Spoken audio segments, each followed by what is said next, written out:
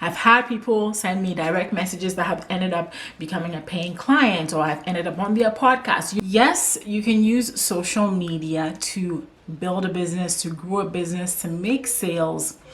But there are certain things that you have to be absolutely strategic about.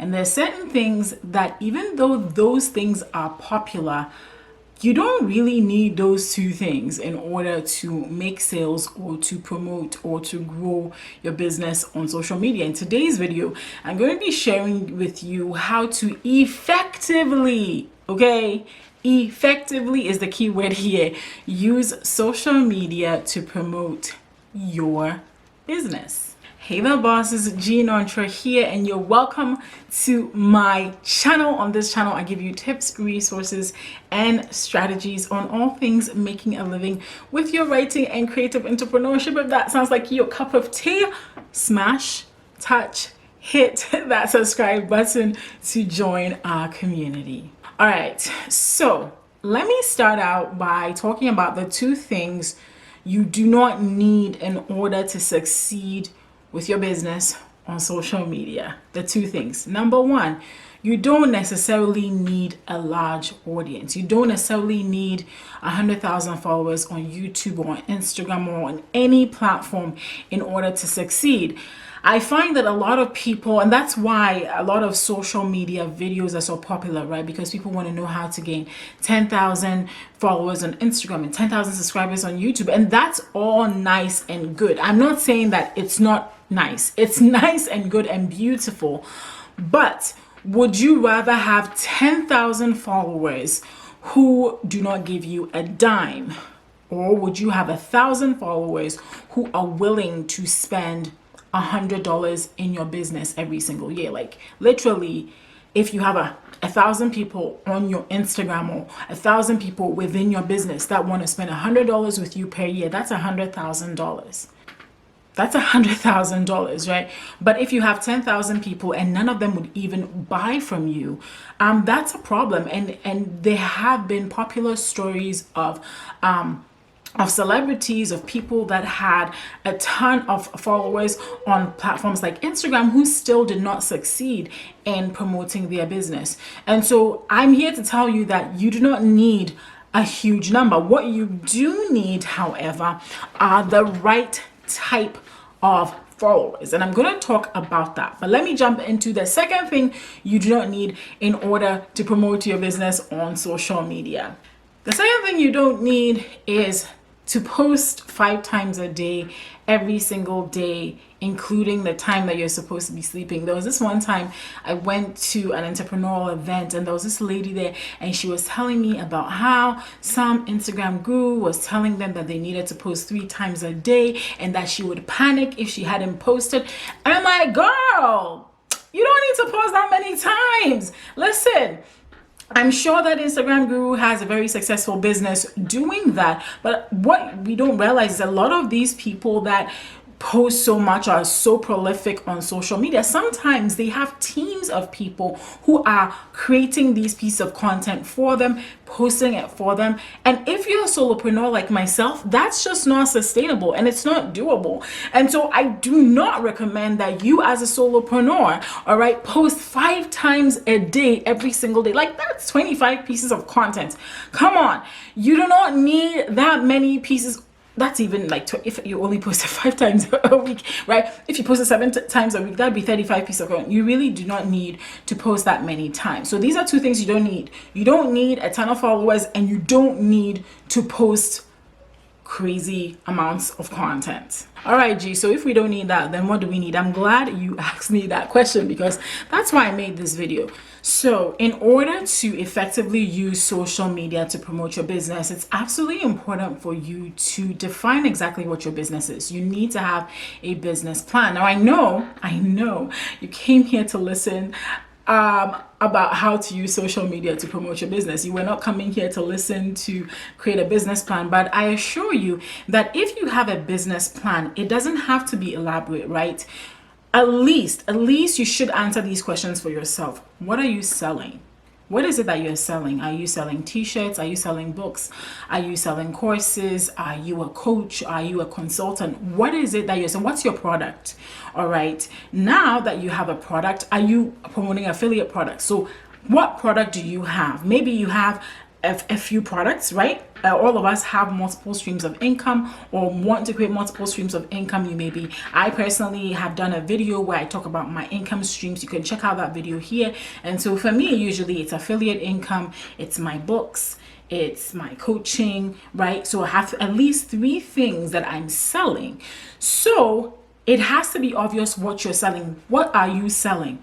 Next thing, or what is the product? Next thing is, who is this product for? Right? You have your product. Who is it for? You have to define that for yourself as well. Once you've defined who your ideal client is or target audience is, then you have to think, where are these folks? Where are these people? Where are they hanging out online? Now, thankfully, these days, all the social media platforms are pretty even in terms of demographics. What I mean is, you will find most of your audience on most platforms, whether that's Facebook or Instagram or LinkedIn. However, you have to realize that even though that's the case, the way that different platforms are used are very, very different. For instance, LinkedIn, even though now it's becoming a little bit informal, is not the kind of platform where you would necessarily post Instagram type content, right? Even though you could, it's still a little bit of a, very official, that's where you post your resume kind of platform. And so there's a certain kind of content that just doesn't fit with LinkedIn. Right? But more than likely, you will still find your audience, whether it's on LinkedIn or on Instagram. So choosing a platform in that case doesn't become you don't have to worry your head too much. I personally think that you should choose 2 platforms. My favorite 2 platforms are Instagram and LinkedIn. Of course, I have YouTube as my video or long form platform. But once you decide where you want to go, then you start creating content for that platform that then begins to attract your ideal client or ideal audience to you and your product. If you're getting value from this video so far, make sure to give it a thumbs up. Now, of course, when it comes to social media, one of the most essential things, right? Most important things is your content strategy. Your content strategy is absolutely important when it comes to marketing on social media. I said earlier on that you don't need to post 35 times a week to get attention. However, you do have to be consistent in posting content, consistent and intentional in posting the kind of content that attracts your audience to you, right? And so this is where your content strategy, content marketing strategy is going to come in. So you want to sit down and think, okay, what kind of content is going to appeal or speak to the audience I'm trying to reach, and then create that. And so me personally, I told you my favorite platforms are Instagram and LinkedIn. I post on LinkedIn maybe 2 or 3 times a week. On Instagram, I'm also posting about 2 to 3 times a week, but I do post my Instagram stories every day because that's very much informal content, but it's the type of informal content that, to be honest with you, can build such deep relationships that people begin to feel like they know you, like you become their friend in their heads, and it becomes very easy to actually sell to them, right? So I love IG stories as a marketing strategy. I also love YouTube because of the video component, right? You see my face, you see my interactions, you get to see all my quirks. I love video, and I used to dream as a kid that I was Oprah. I know, crazy.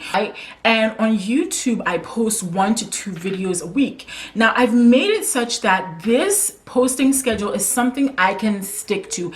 It's something that is sustainable for me. It's not overwhelming. It's not too much. And yet, every single week, I have people in my DMs, I have people in my email inbox who reach out to me for business opportunities, right?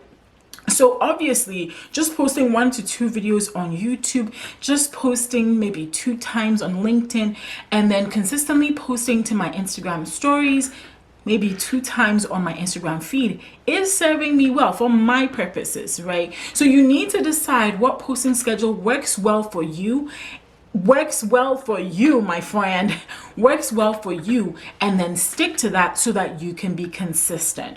The next thing is that your content needs to answer questions for your potential client or buyer. Now, when people are just buying like a t-shirt or a pair of sneakers, they may not have a whole bunch of questions, okay? But even actually, when I usually go on Amazon to check out a product, I usually see lots of questions that are asked within the Amazon review section. And so even with things like t-shirts and shoes and things that you would think people don't think about to ask questions, people do ask a lot of questions, right? But when it comes to, for instance, like me, right, I offer coaching services, I have a book, and so on and so forth. The first piece of content people may come across may be my video that I did on how to become a freelance writer without experience. And that's important, right? Because there are people out there that want to become freelance writers but don't know where to get started. And especially if they don't have any experience, if they come across my video, they can say, oh, well, here's somebody who knows what they're talking about. Watch that video. They may hopefully watch multiple other videos and then get an education. And then through that process, I become a trusted authority because they see that I have multiple videos around freelance writing. I talk about it. I've written a book about it.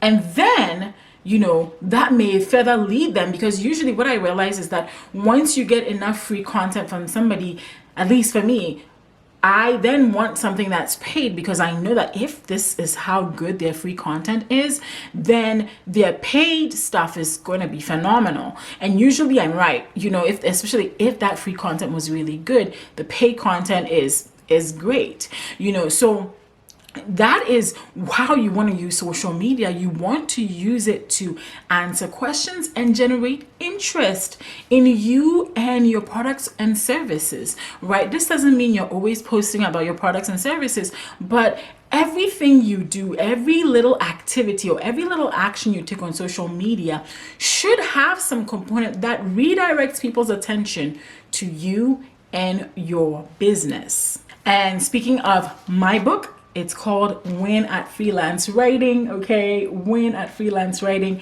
It's on Amazon. I'm going to leave the link below. Go check it out. People are already raving about it, so make sure to check it out.